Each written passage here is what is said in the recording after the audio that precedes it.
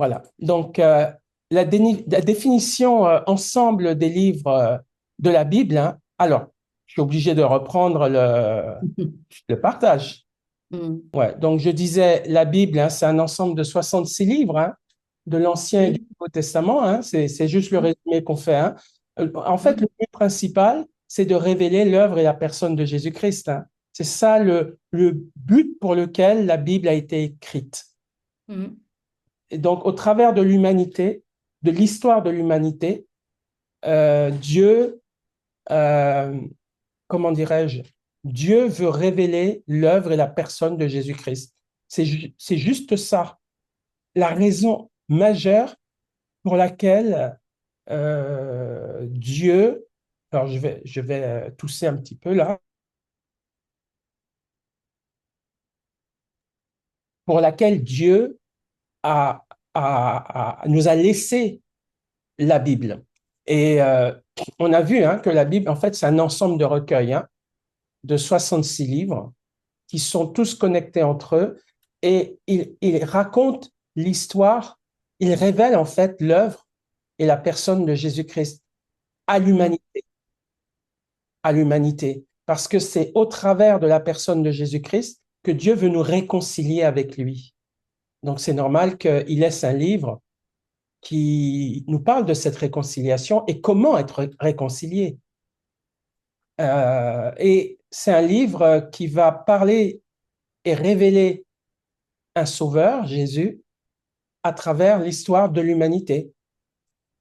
Et donc, justement, il y a un passage qu'on peut lire, justement, que j'ai mis là. Donc, l'évangile de Jean dit au chapitre 5, verset 38 Mhm. à Mhm. 40, « Et sa parole ne demeure point en vous, parce que vous ne croyez pas à celui qui l'a envoyé. Vous sondez les Écritures parce que vous pensez avoir en elles la vie éternelle. Ce sont elles qui rendent témoignage de moi. » Donc, c'est Jésus qui parle aux Juifs et qui leur dit que les Écritures, c'est-à-dire la Bible, ce recueil de 66 livres, il est là Mhm. pour que euh, les gens aient la vie éternelle euh, et qu'ils soient réconciliés avec Dieu par Jésus-Christ, par le témoignage de Jésus-Christ, par la vie de Jésus-Christ et par la révélation de sa venue, de sa naissance, de sa mort, de sa résurrection et de son retour. Donc tout ça, le personnage central de la Bible, c'est Jésus-Christ. C'est la raison principale pour laquelle Dieu nous a laissé sa parole, pour nous révéler Jésus-Christ. La Bible, elle est infaillible, en ce sens qu'elle est inspirée de Dieu, sans erreur historique, par rapport à ses textes originaux, tu vois. C'est-à-dire que Paul dit, on va regarder, hein, Paul dit dans Timothée, de Timothée, toute écriture est inspirée de Dieu et utile pour enseigner, pour convaincre, pour corriger, pour instruire dans la justice. Donc, ça veut dire que toute la parole de Dieu, toute la Bible, Mhm. elle a été inspirée de Dieu. Ça veut dire que tout ce qui est écrit a été contrôlé par l'Esprit de Dieu pour qu'il n'y Mhm. ait pas d'erreur Ouais. historique, d'erreur doctrinale, d'erreur, euh, toutes sortes d'erreurs, hein, Mhm. géographiques. Voilà, donc ça veut dire que tout ce qui est écrit là, c'est comme si c'est Dieu qui parle. Mhm. C'est comme si le narrateur est inspiré. Ça ne veut pas dire que toutes les personnes qui parlent dans la Bible sont Mhm. avec Dieu ou sont de Dieu, parce que dans la Bible, le diable aussi parle. Il y a des Mhm. hommes qui ne connaissent pas Dieu qui parlent. Mais Mhm. c'est un recueil pour montrer qui sont les gens. Donc, quand le diable parle, il a vraiment dit ça. Mhm. Voilà, c'est comme un journal qui dit la vérité, qui interviewe Donc, le Seigneur, par exemple, permet que le diable met des paroles du diable dans la Bible. Mhm. Ça veut dire qu'il a vraiment dit ça. Ça ne veut pas dire que ce que le diable dit est vrai. Ça veut dire qu'il a Mhm. vraiment dit ça. Tu vois la Mhm. différence? C'est comme un reporter infaillible. La Bible, c'est un reportage infaillible. C'est-à-dire, tout ce qui est montré et dit, c'est vraiment ça qui s'est dit. C'est vraiment comme ça que ça s'est passé. Parce que C'est un peu comme l'histoire. c'est l'histoire. L'histoire C'est parfaite l'histoire qu'ils ont écrite telle qu'elle est. telle qu'elle est. Elle est véritable. Elle est Mhm. véritablement écrite. Et Mhm. c'est pas facile à comprendre la notion d'inspiration divine. Ça ne veut pas dire Oui. que tous les gens là-dedans sont de Dieu. Ça veut dire que le récit est authentique.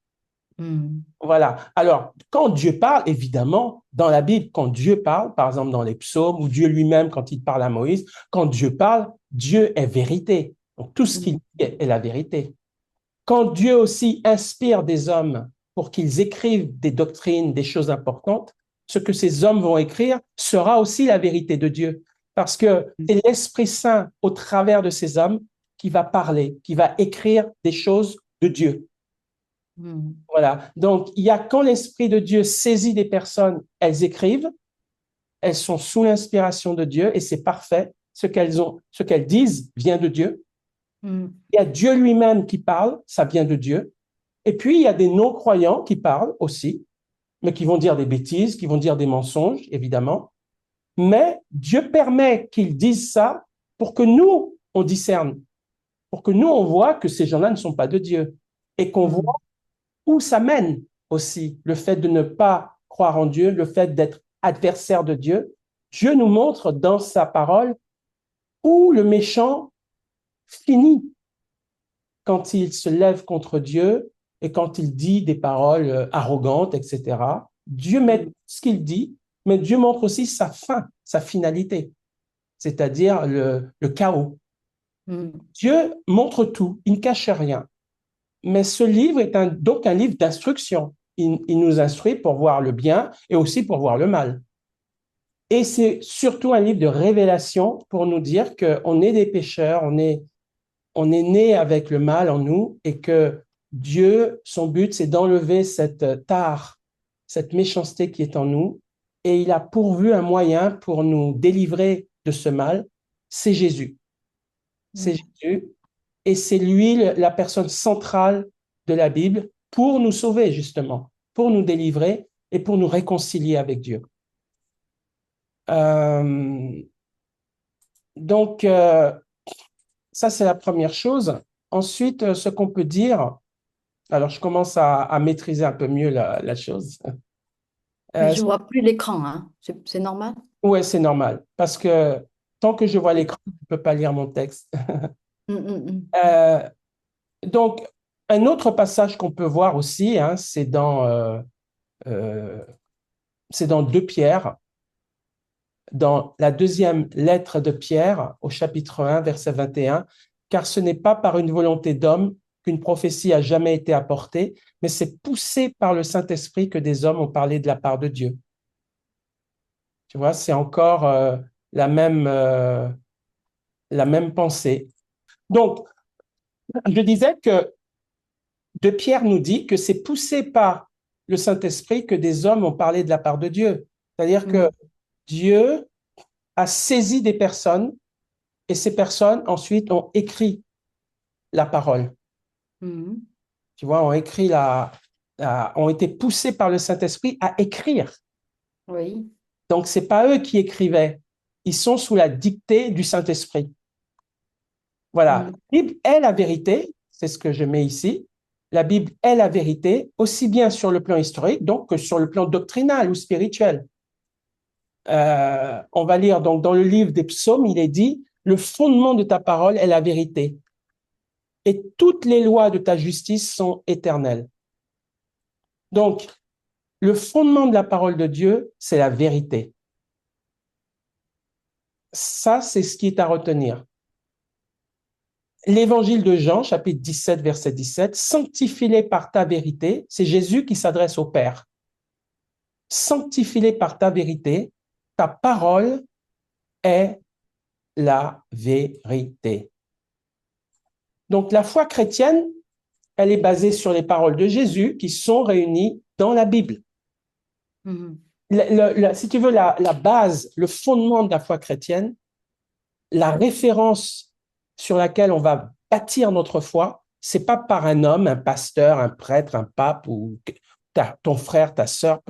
Non, Mhm. c'est pas par des écrits humains non plus, une référence, quelqu'un qui écrit un livre, etc. Non, c'est uniquement au départ par la Bible. C'est la Bible qui est l'autorité absolue au-dessus de tout. Au-dessus de tout. Pourquoi? Parce que c'est la parole de Dieu. Mhm. Dieu a autorité sur tout. Donc, sa parole a autorité sur tout. La lettre de Paul aux Romains, hein, il est dit ici, c'est dans le Nouveau Testament, hein, la lettre de Saint Paul hein, aux Romains, chapitre 10, verset 17. Ainsi, tu vois, la foi vient de ce qu'on entend et ce qu'on entend vient de la parole de Christ.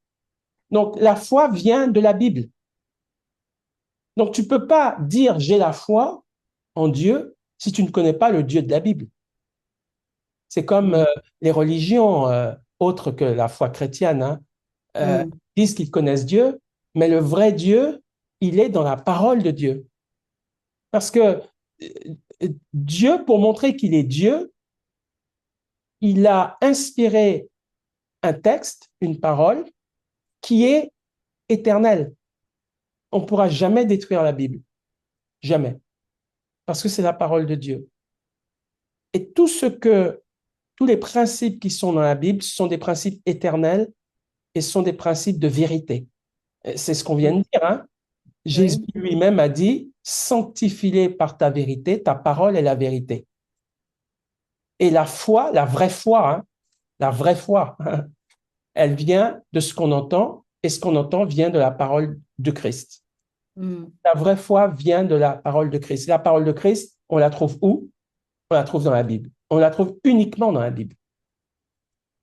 Et donc, si on rejette ça, ben, on rejette quelque part le plan du salut de Dieu pour l'humanité, par la personne de Jésus. Parce que c'est Jésus qui nous a révélé le Père et qui nous a révélé qui il est.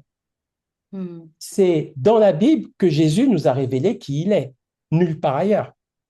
C'est pas dans un autre livre, dans une autre religion. C'est que dans la Bible que Jésus nous a révélé qu'il était le sauveur du monde et qu'il est mort pour nos péchés, qu'il est ressuscité, qu'il revient, et que celui qui croit en Jésus reçoit gratuitement le pardon de Dieu et la vie éternelle.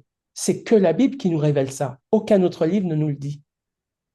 Voilà, Oui. donc si on ne croit pas ça, ben, on n'a pas la vie éternelle. On n'a pas le vrai Dieu en nous, le Dieu de vérité, celui qui dit la vérité, celui qui est éternel et qui est le Dieu de vérité. Hein. Dans la lettre de Jean, alors la lettre de Jean, c'est pas l'évangile de Jean, hein, c'est la lettre de Jean. C'est-à-dire, c'est très loin dans le Nouveau Testament. On n'est pas loin du livre de l'Apocalypse, qui est le dernier livre de la Bible. Hein. Donc, dans cette lettre de Jean, chapitre 2, verset 22, qui est menteur, sinon celui qui nie que Jésus est le Christ? Celui-là est l'antichrist ou l'antéchrist, qui nie le Père et le Fils. Donc, ça, ce verset est en train de dire que les gens qui rejettent Jésus-Christ comme sauveur, comme le Seigneur, Mhm. ils sont animés d'un esprit d'antichrist. C'est-à-dire, antichrist, ça veut dire contre Christ. Et Jésus a dit lui-même, celui qui n'a pas le Fils n'a pas le Père. Si tu n'as pas Jésus, tu n'as pas Dieu. Parce que la seule personne qui nous amène à Dieu, c'est Jésus-Christ. Jésus a dit, celui qui m'a vu a vu le Père.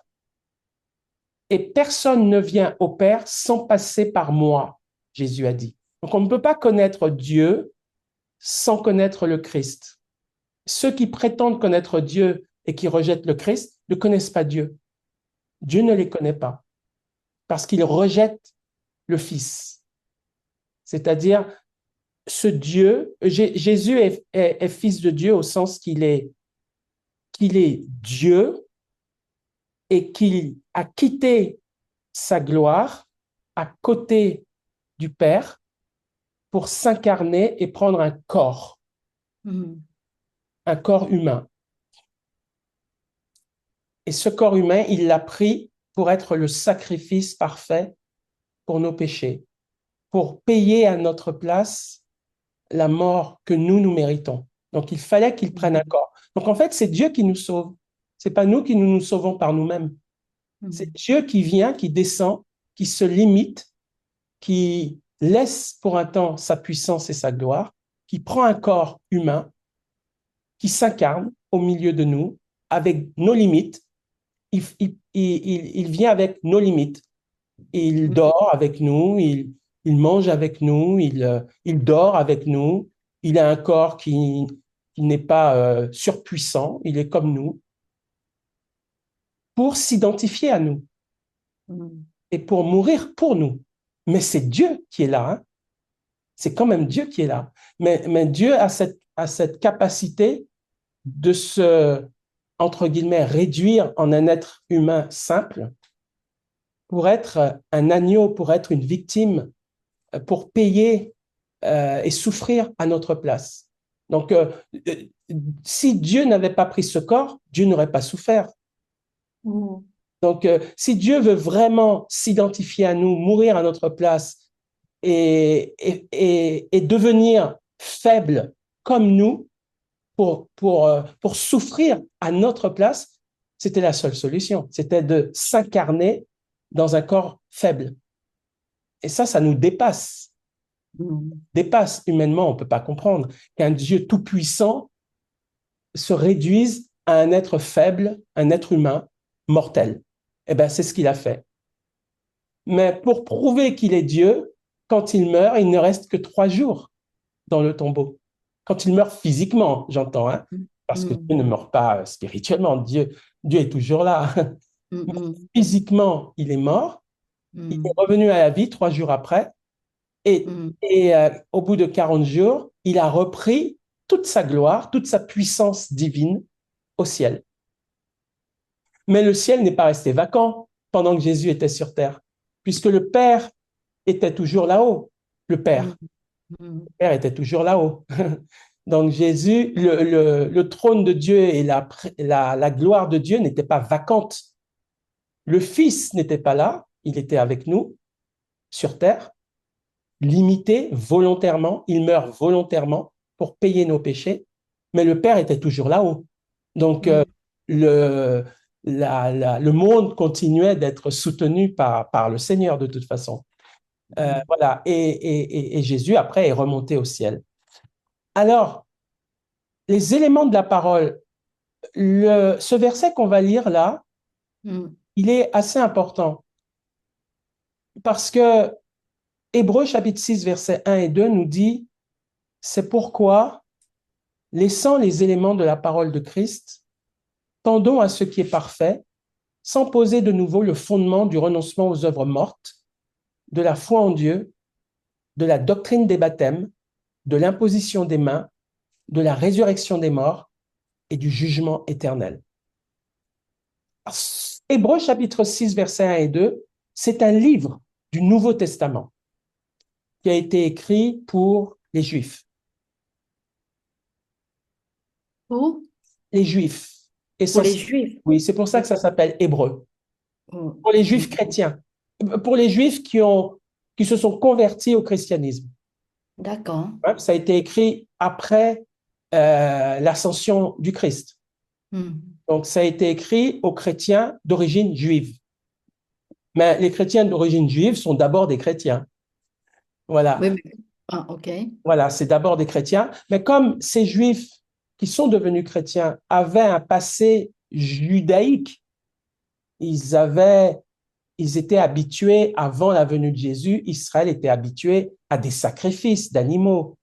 Oui. Israël était habitué à un temple avec des prêtres qui saignaient des animaux, qui apportaient le sang de l'animal dans la présence de Dieu, etc. Il y avait tout un sacerdoce, toute une liturgie.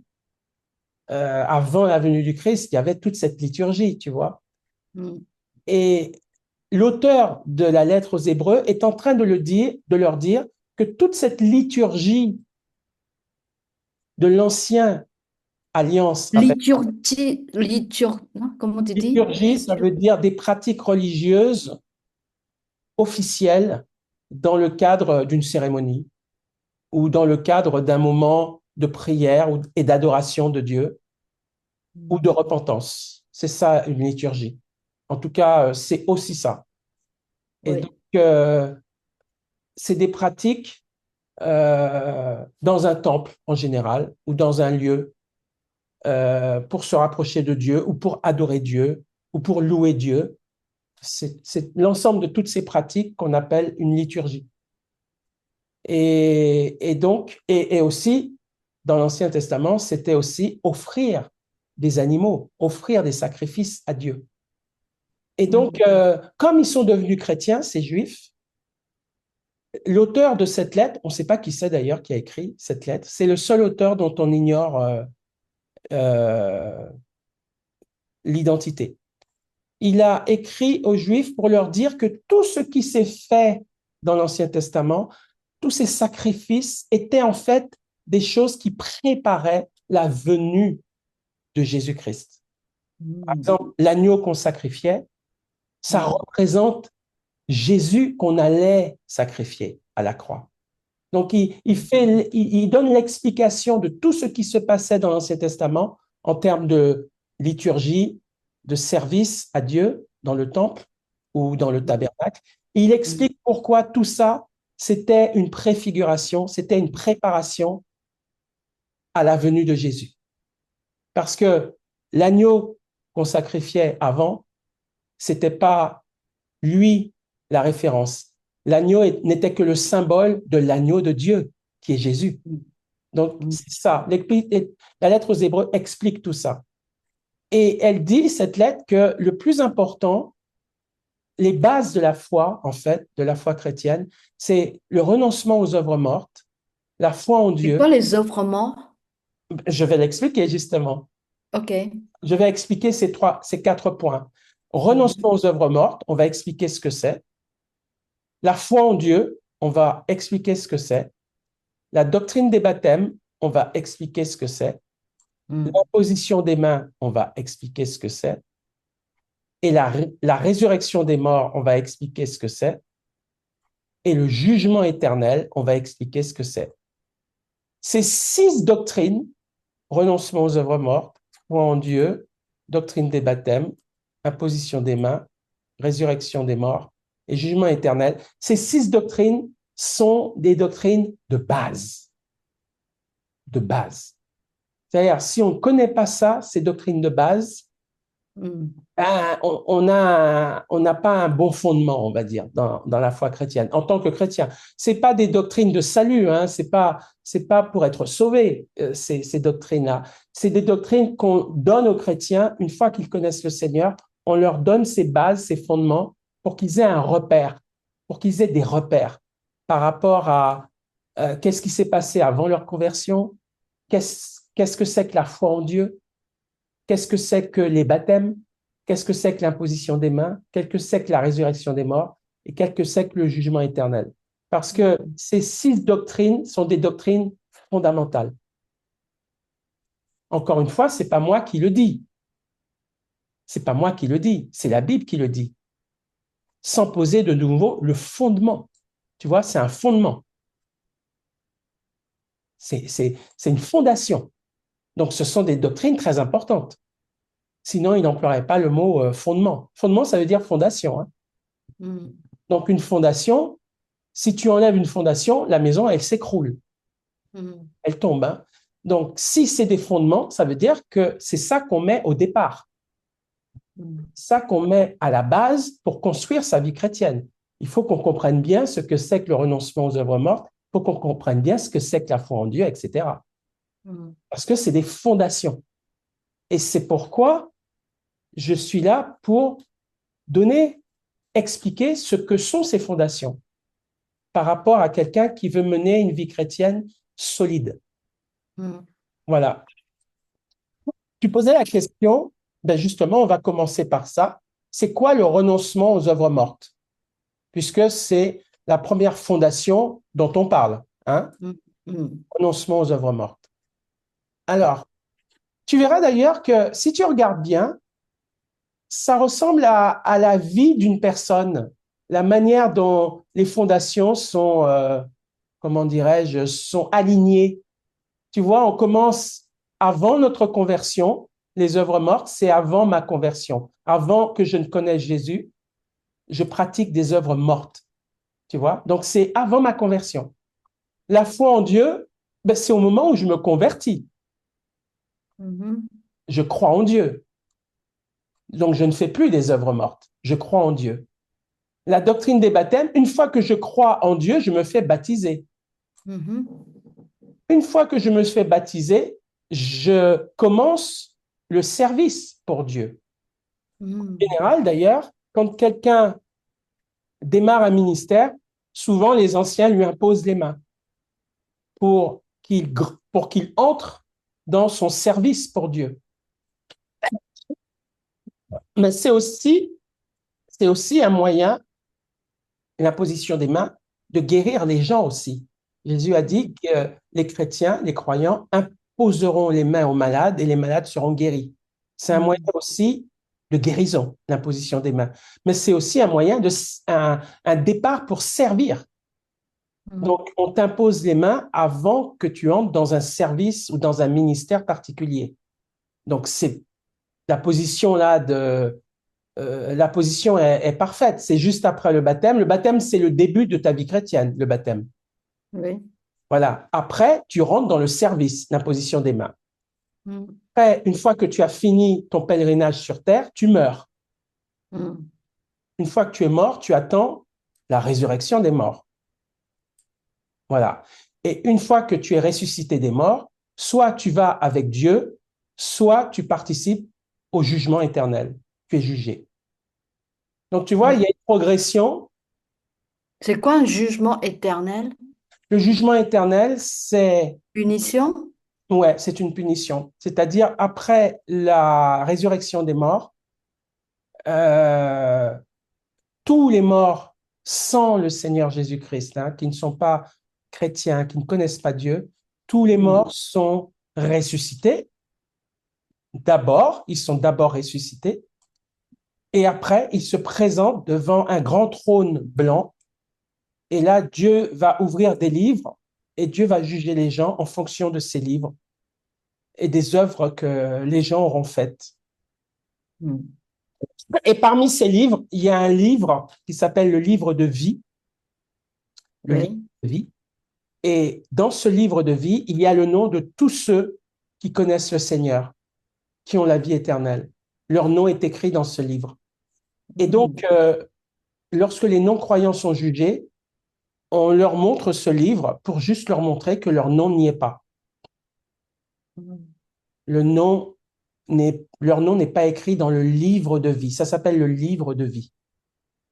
Voilà. Et après, malheureusement, ils sont perdus. Ils sont punis pour l'éternité. Donc, tout ça, c'est chronologique, finalement, hein. Tu vois, il y a une chronologie dans tous ces fondations, ces fondements. mm, Donc, les gens qui ne croient pas à un jugement éternel, ben, il manque quelque chose dans leur fondation. Les gens qui ne croient pas qu'il n'y a pas la résurrection des morts, les morts ne reviennent pas à la vie, euh, c'est grave. Il leur manque cette fondation. Voilà, etc. Les gens qui ne croient pas en Dieu ou qui pensent que le Dieu qu'ils ont n'est pas le Dieu de la Bible, ils croient dans un faux Dieu, là, ils sont trompés. Donc, toutes ces fondations méritent d'être expliquées pour pour qu'on comprenne que sans ces fondations, on ne peut pas avoir une vie chrétienne solide. Alors, le renoncement aux œuvres mortes, on l'a lu donc, et évidemment, la question qu'on se pose, c'est que comment on peut représenter ces œuvres mortes, quoi? Qu'est-ce que ça veut dire? C'est la question, hein, que tu m'avais posée tout à l'heure. oui. Qu'est-ce que ça veut dire, les œuvres mortes? Et pourquoi en parler ici? Mm, Donc, on a vu que chronologiquement, ça démarrait, le premier fondement démarrait avec le renoncement aux œuvres mortes. Ce n'est pas que les œuvres mortes, c'est le renoncement aux œuvres mortes.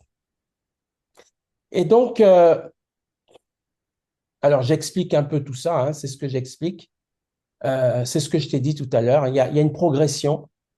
Donc, on revient à cette histoire d'œuvres mortes. Donc, je dis ici que, vu de cette manière, les œuvres mortes sont donc celles qui nous caractérisent donc avant de connaître Dieu, Mhm. avant de le rencontrer, avant de prendre conscience qu'on a besoin de lui.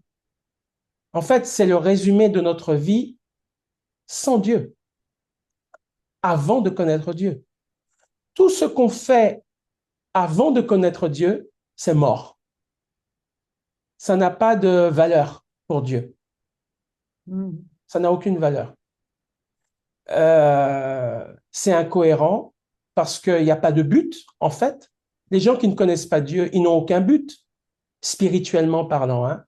Ils Mhm. n'ont aucun but, ils ne connaissent pas Dieu, ils ne savent pas pourquoi ils sont ici, ils ne savent pas où ils vont, ils ne savent pas s'il y a une vie après la mort. Donc, ils vont construire des choses sans Dieu, sans valeur spirituelle.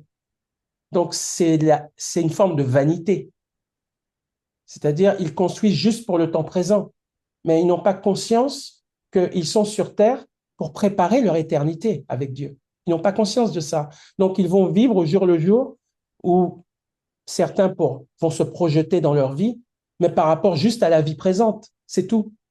Pas par rapport à l'éternité et au fait qu'ils vont devoir rencontrer Dieu.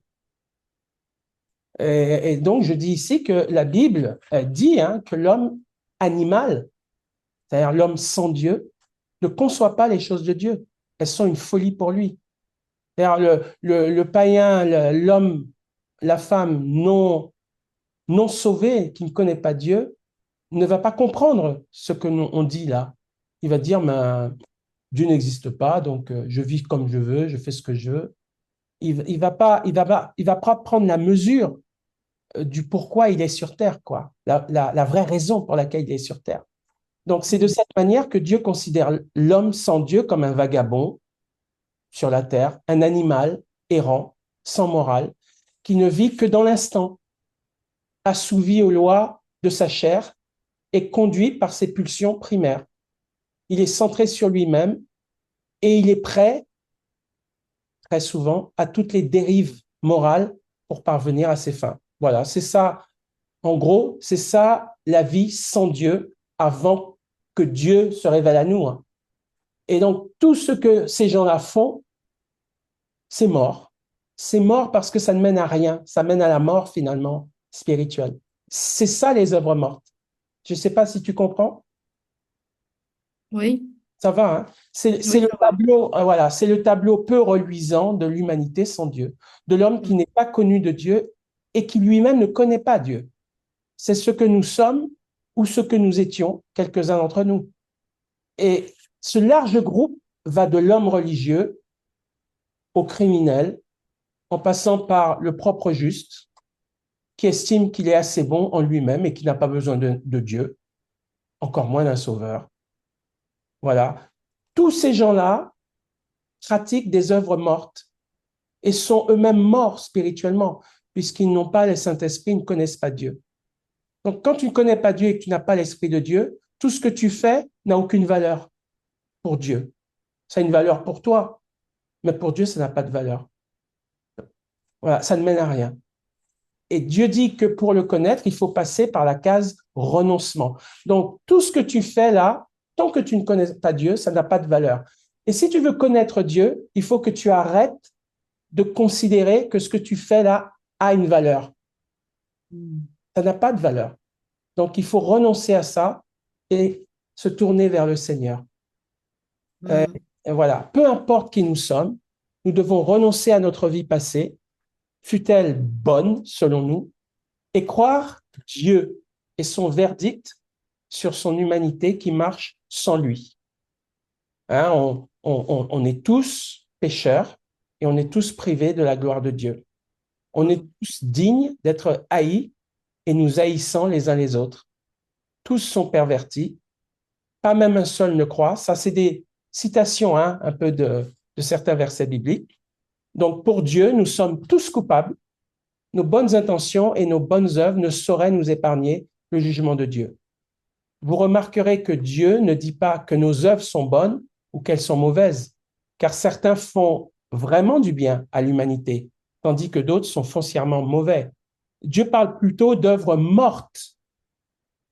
Tu vois, il dit pas que c'est des œuvres mauvaises. Ils disent que ce sont des œuvres mortes. C'est-à-dire, elles n'apportent pas la vie. Elles ne te donneront pas la vie éternelle. Parce que ce qui donne la vie éternelle, c'est pas ce que tu fais. C'est le pardon de Dieu que tu reçois qui te donne la vie. La vie ne dépend pas de ce que tu fais, même d'une bonne œuvre. La vie éternelle, je parle. Hein.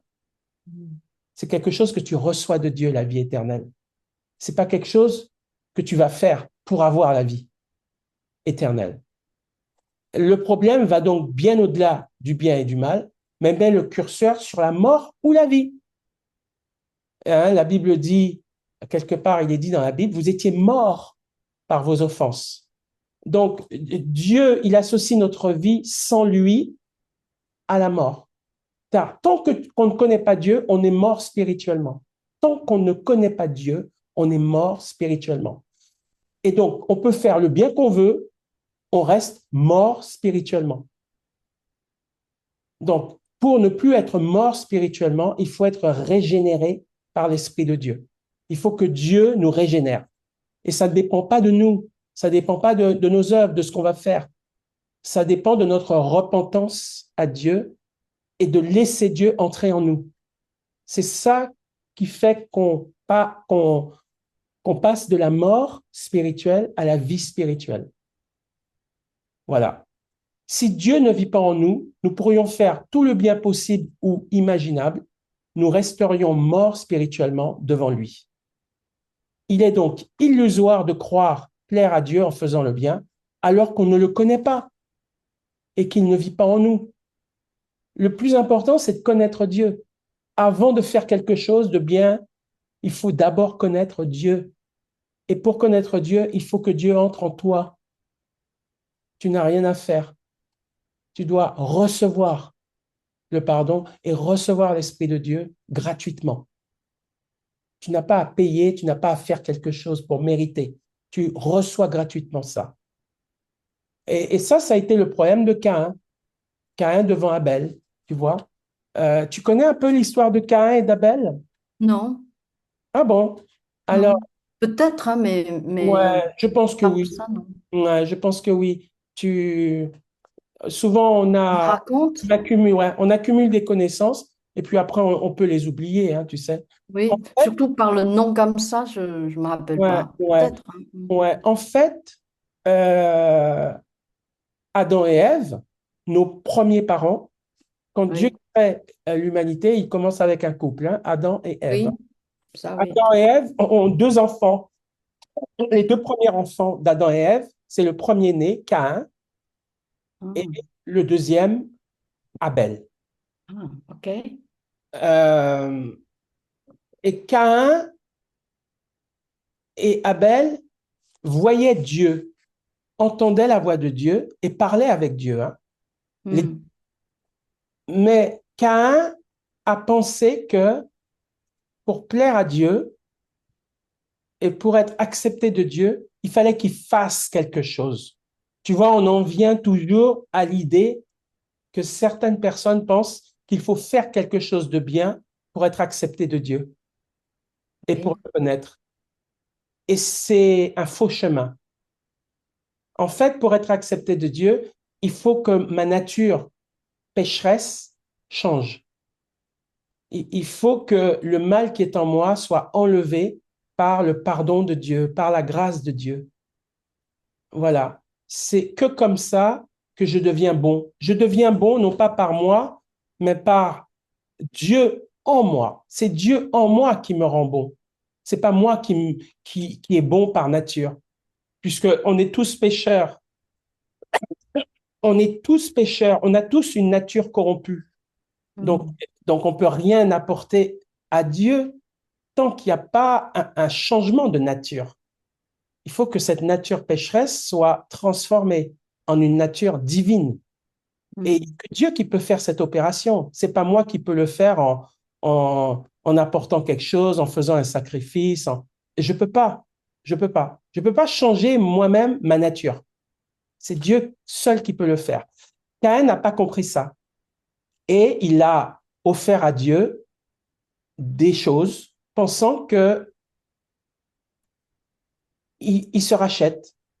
Tu vois, il se rachète parce qu'il a fait ça, ça, ça, ça, ça. Tu entends souvent des gens qui disent, pour se justifier, ah oui, mais moi j'ai fait ça, moi j'ai fait ça, moi j'ai fait ça, moi j'ai fait ça. Oui, Donc, oui. c'est-à-dire que j'irai au ciel.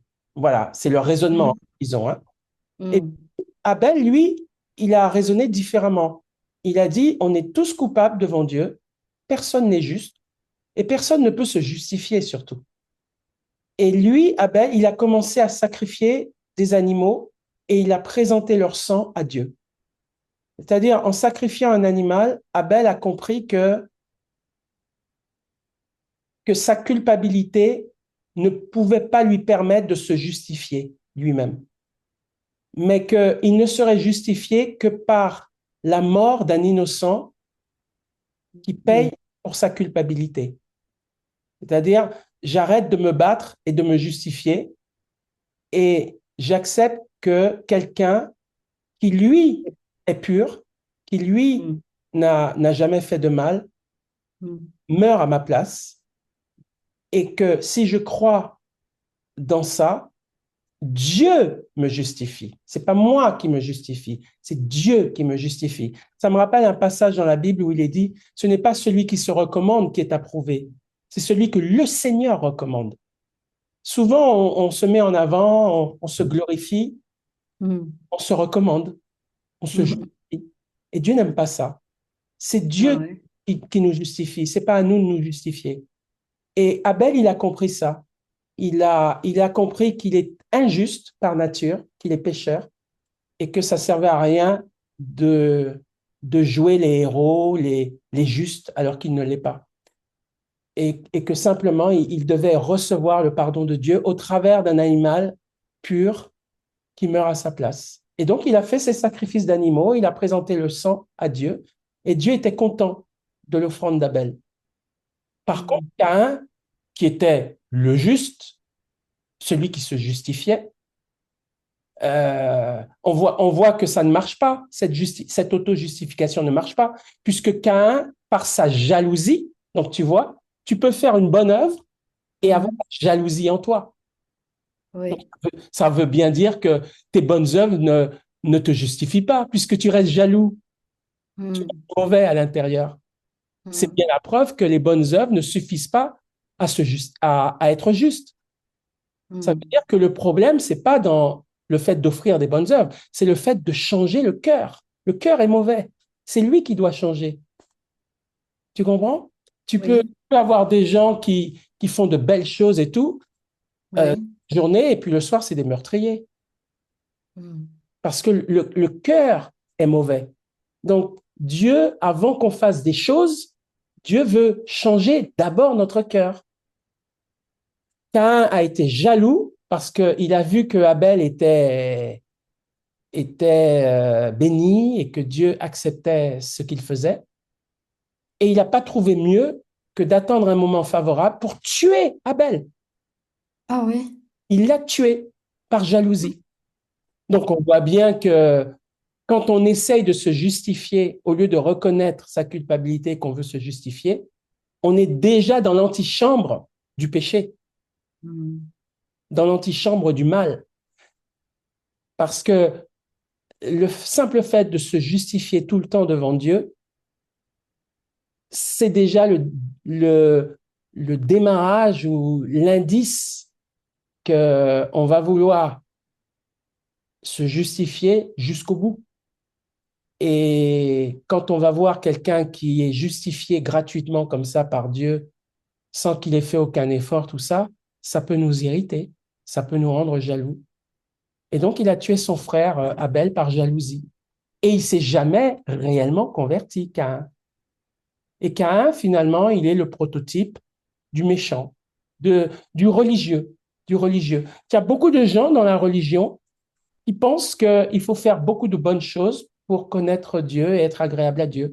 Et ça, c'est très fréquent dans la religion. Hmm. Très, très fréquent. C'est-à-dire, C'est vrai qu'on pense comme ça, c'est un peu logique,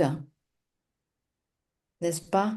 Mhm. C'est-à-dire, je, sauf si par sa nature, c'est une bonne personne. Euh, par nature, on est tous coupables. Pourquoi? Parce que quand Adam et Ève ont péché, ont désobéi à Dieu, ils ont fait après des enfants. Et le Oui, péché, en fait, passe par le sang. oui. Le péché passe par le sang, c'est-à-dire la nature corrompue de l'homme, quand Hmm. il fait des enfants, cette nature corrompue passe dans les enfants au travers du sang. Oui.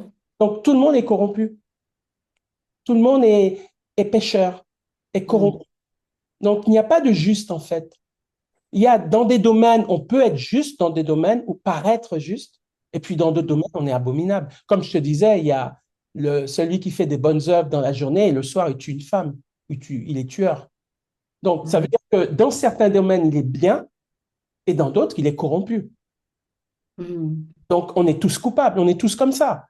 On a des domaines où on est bien et on a des domaines où on pêche, où même on est esclave du péché. Mais c'est le sort de toute l'humanité parce que la nature pécheresse est dans toute l'humanité. Hmm. Toute l'humanité pêche et toute l'humanité a de bons côtés aussi. Mais le problème, c'est que dans la présence de Dieu, tu ne peux pas être en partie bon et en partie mauvais. Tu ne peux pas être dans la sainteté de Dieu parce que Dieu, il n'y a que de la sainteté dans sa présence. Il n'y a pas de péché dans la présence de Dieu. Donc, si moi, je viens comme ça avec ma nature mi-pécheresse, mi-bonne, tu vois ce que je veux dire? Je ne peux pas rentrer dans la présence de Dieu avec un côté bon et un côté mauvais. Je ne peux pas. Je dois être entièrement pur pour entrer dans la présence de Dieu. Tu me suis? C'est pas évident. Non, mais la présence de Dieu, on ne peut pas rester dans la présence de Dieu. C'est pur. Il n'y a pas de mensonge, il n'y a rien.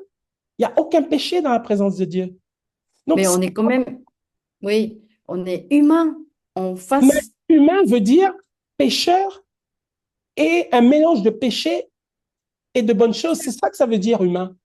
oui, je comprends, je Mais comprends. la partie pécheresse, là, qu'est-ce que tu en fais? Parce qu'à un moment donné, tu vas être dans la présence de Dieu et à un moment donné, les pulsions ou les mauvaises choses vont venir à un moment donné. Pas dans tous les domaines, mais dans certains domaines. Oui, Tu ne peux pas rester dans la présence de Dieu puisqu'il est saint, il est sans péché. Il ne tolère pas le péché.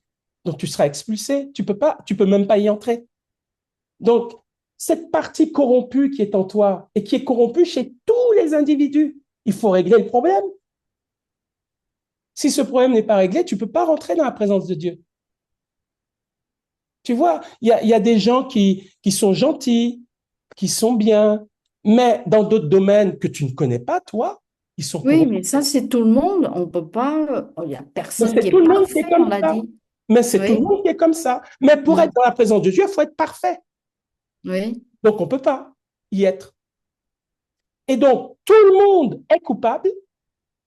Et puisque tout le monde est coupable, tout le monde peut être justifié, non pas parce qu'il fait, mais parce que Dieu peut faire en lui pour mm, enlever tout le mauvais qu'il ne peut oui, pas lui enlever. oui. C'est Dieu qui enlève ce mauvais. Donc là, Dieu, euh, d'après ce que j'ai compris, c'est-à-dire, même maintenant, on devait, comment on dit, laisser Dieu rentrer en nous, au Saint-Esprit rentrer en nous, Mhm. pour nous diriger, pour nous Pour guider le enlever, chemin. pour enlever le péché, pour enlever la nature pécheresse. Parce que Oui, tous les hommes que tu vois là, même ceux qui paraissent bons, ont des domaines dans leur vie où ils pêchent. Même, mais que tu ne oui, vois pas toi. là, Mais oui, Dieu les là, voit. oui, là, j'ai bien compris. Mhm. Euh, mais ça veut dire ce travail-là, on devait le faire maintenant, ou c'est après notre mort. Non, non. Jésus est venu pour nous révéler qui nous Oui, sommes. Nous sommes des pécheurs, oui, ça j'ai compris. nous sommes en partie bons, en partie mauvais. Mais Oui, pour entrer dans le ciel, il faut être parfait. sûr. Oui, On ne peut pas l'être. oui, Jésus nous donne la solution. Il nous dit, c'est moi qui va enlever ce péché qui est en chacun d'entre vous. C'est moi qui va l'enlever. Mais il faut que vous ayez foi en moi, que je oui. porte ces choses mauvaises qui sont en vous. Dieu va les juger sur moi. Au lieu de les juger sur vous, Dieu va juger ces mauvaises choses qui sont en vous. Il va les juger sur moi. C'est moi qui va payer à votre place. Parce que cette Là, nature, ça, ok. ouais, ouais, cette nature corrompue qui est en nous, non seulement on ne peut pas entrer dans la présence de Dieu, mais on est sous le jugement de Dieu. On est Oui, coupable. Et si on oui, est coupable, on va être condamné. Parce oui. que Dieu ne nous condamne pas pour les bonnes choses qu'on fait. Dieu nous condamne pour le mal qu'on fait. Et comme on est tous pécheurs, on fait du mal. Mm. Forcément, on fait du mal. Et c'est pour ce mal-là que Dieu va nous condamner. Maintenant, si on croit en Jésus, le mal qu'on a fait là, Jésus va le porter sur lui. Il va être péché à notre place. Lui qui n'a jamais péché va devenir péché à ma place. Notre Et place, oui. si je crois ça, Oui. il y a un transfert. C'est-à-dire ma nature pécheresse qui me fait pécher malgré moi, Jésus la prend sur lui. Et ainsi, il me libère du péché, de la puissance du péché qui est en moi. Et Mm. je deviens saint. Et là, une fois que je suis saint, je peux entrer dans la présence de Dieu. Là, oui, Mm. je peux. Parce que Dieu ne me voit plus avec du péché. Il me voit sans aucun péché. Mm. C'est vrai? Donc, c'est nécessaire de croire en celui qui prend mon péché. Mm. Quand je crois ça, Dieu me voit, Dieu me voit sans péché. Alors, Mm. c'est surtout la bonne volonté que j'ai de laisser le Seigneur prendre mon péché. C'est ça que Dieu attend. Mm. Alors, Dieu nous fait la promesse qu'à la résurrection des morts, il va définitivement, physiquement parlant, enlever le péché et nous donner un corps sans péché, cette fois-ci, glorieux.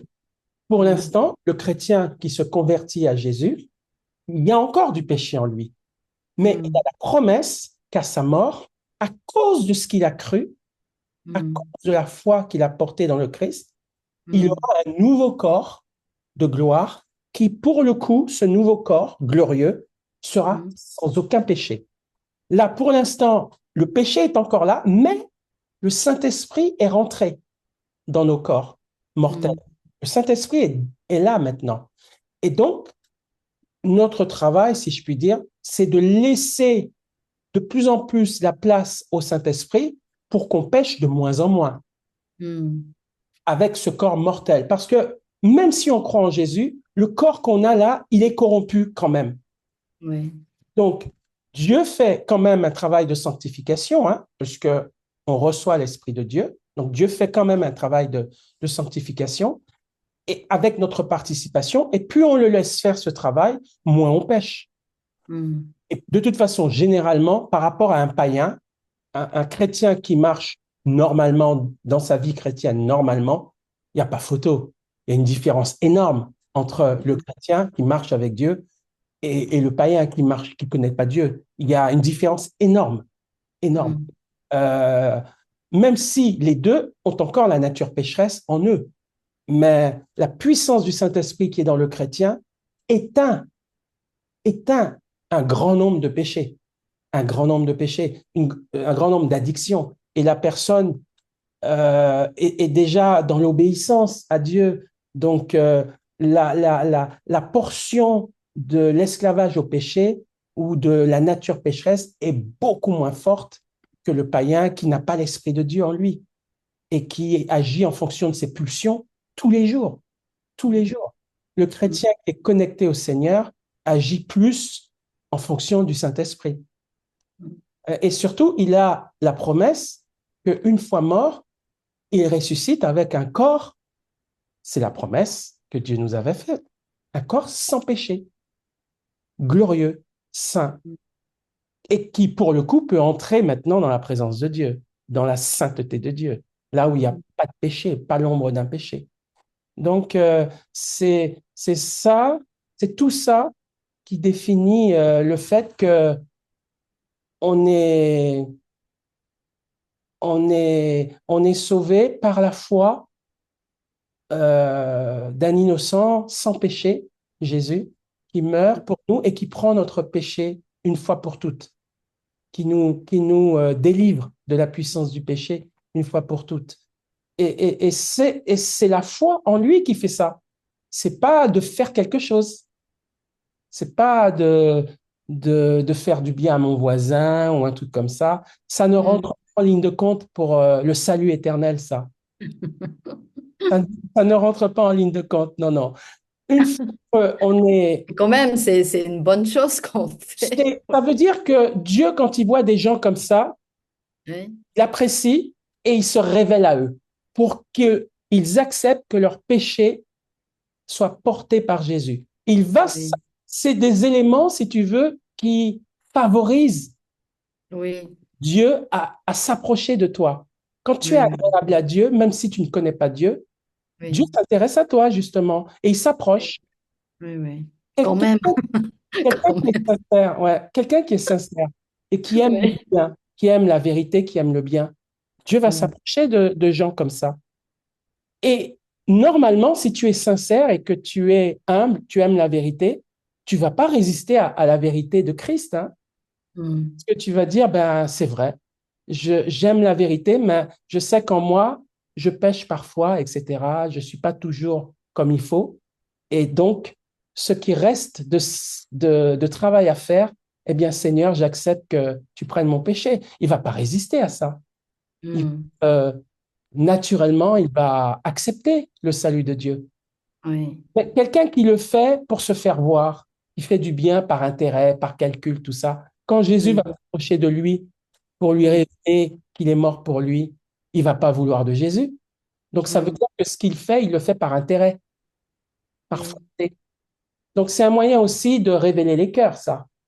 Tu mm, prétends être bon, être juste, mais je suis mort pour toi. Alors, je suis la justice totale et absolue que tu n'as pas, mais que j'ai. Est-ce que tu veux de moi? mm, Donc, si tu cherches vraiment la justice, tu vas t'approcher de Jésus. Si tu joues un rôle pour te glorifier, pour montrer aux autres que tu es juste alors que tu ne l'es pas, tu vas, mm, tu vas pas accepter le Seigneur quand il va s'approcher de toi. Donc, c'est une mm, façon aussi pour Dieu de tester la sincérité de nos soi-disant bonnes œuvres. mm, mm. Voilà. On peut pas tromper, on peut tromper les hommes, mais on peut pas tromper Dieu, hein. On ne peut pas le tromper. Je pense qu'on va Mm. s'arrêter là parce que ça fait quand même 1 heure on a, Oui, qu'on a parlé. Mais oui, je pensais que c'était important de bien montrer au début ce que sont les œuvres mortes. oui. Une C'est très bien, partie, c'est très bien. Mm. ouais, une partie des œuvres mortes, parce qu'il y a d'autres choses aussi, hein. Tu vois, par exemple, des œuvres sans vie, Mm. c'est des œuvres mortes. Oui. Euh, bon, c'est On voit la prochaine on fois. verra la prochaine fois. Oui, Donc, c'est déjà pas mal ce qu'on a fait là. On a très décortiqué, bien, c'est très bien. voilà, Ça m'éclaircit pas mal de choses. ça éclaircit les motivations des cœurs, ça éclaircit Oui, sa façon de s'approcher de Dieu aussi. Il y en a qui oui, croient que s'approcher de Dieu et que leurs critères de bonté, leurs critères à eux, ça suffit. C'est eux-mêmes oui, qui se font les critères. Ça, c'est juste, ça, c'est pas juste. C'est eux qui définissent qu'est-ce qui est bon, qu'est-ce qui est pas bon. Et oui. à ce moment-là, ils n'ont plus besoin de Dieu, puisque eux-mêmes, c'est eux qui définissent, hein. Donc, tout ça, Dieu est en train de nettoyer tout ça et de montrer que tout ça, c'est factice et qu'il faut vraiment arrêter tout ça et croire en lui, en fait. Ouais. Mm. Gloire à Dieu. Seigneur, merci pour ta parole. Merci pour la vérité, Seigneur, de ce que nous sommes et de ce que tu es.